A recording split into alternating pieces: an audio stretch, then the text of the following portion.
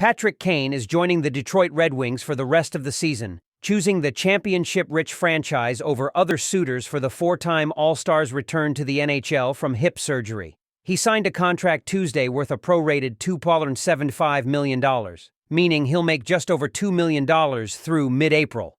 Kane, who turned 35 on November 19, was an unrestricted free agent rehabbing from hip resurfacing surgery in June. He has been skating since August and told the Associated Press in September that he was starting to feel like his old self again. The three-time Stanley Cup champion with Chicago and 2016 League MVP chose Detroit over a handful of other interested teams, including his hometown Buffalo Sabres, the Toronto Maple Leafs, and the reigning Eastern Conference champion Florida Panthers. After the Blackhawks and New York Rangers he joined after a pre-deadline trade, the Red Wings are set to become Kane's third original six team. Kane is attempting to become only the third player to come back to the NHL from the invasive hip operation, following defenseman Ed Jovanovski and center Nicklas Backstrom.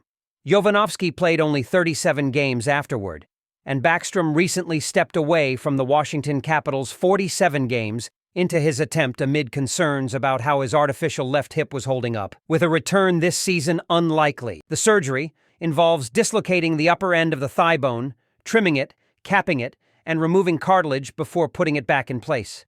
Kane's expected recovery and rehab time was set at 4 to 6 months. Adding Kane is another potential boost for general manager Steve Yzerman's Red Wings, who are 11-6-3 through 20 games and currently are in a playoff position in third place in the Atlantic Division.